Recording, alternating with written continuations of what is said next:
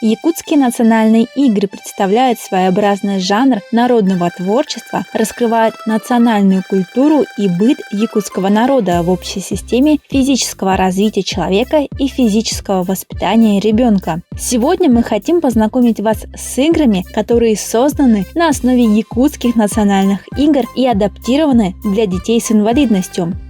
Их адаптацией занимается Юрий Ощепков, учитель физкультуры коррекционной школы-интерната номер 34. Юрий Иванович уже 20 лет занимается с детьми с ограниченными возможностями здоровья и знает все тонкости, на которые нужно ориентироваться в создании спортивных игр. Все они направлены в первую очередь на развитие физических качеств и координации ребенка. Игра называется «Тяни быка». Очень интересная игра.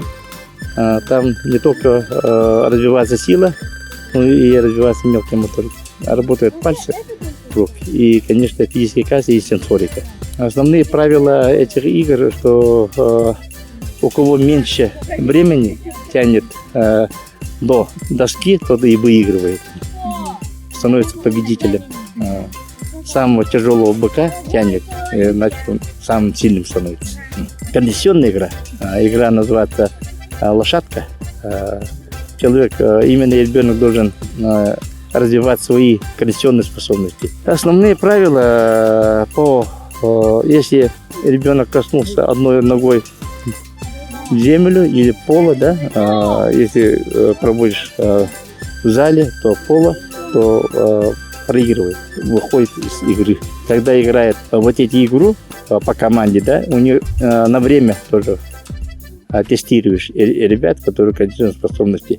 Кто быстрее делает за это задание именно по команде, да, например, голова, хвост, правый бок, левый бок, да, тогда вот у них вот эта кондиционная способность считается, что все быстро пройдет на время, наименьшее время, да, тогда выигрывает тот человек, и считается, что у него развита уже кондиционная способность.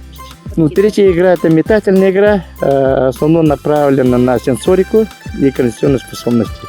Там развивается не только вот метательность, да, но сенсорика, внимательность и точность. Все качества развиваются. Координация, сенсорика, внимательность, вот это качество. Тем больше очков набирает, тогда вот выигрывает. Тут уже другое. Если не попадает, то 0 очков. Если попадает, там 3 или 2 очка, там 5 очков будет. Расстояние может для маленьких детей 3 метра, для старших детей до 5 метров, 4 метра можно бросать. В основном 4-5 метров. Кто быстрее называется игра, тот направлен для мелкой моторики, которая именно пальчик рук и кисти рук развивается на эти игры. По команде ребенок это выполняет, доходит до красной ленточки, тот и выигрывает. Поэтому это тоже, который проигравшие бывает, выигравшие остаются, и, наконец, вот, победители между собой соревнуются. А последняя вот игра у нас, это рыбалка, это все люди могут играть, но тут самое вот развиваться не только сенсорика, но и работает мозг. И координация тоже там есть, включается.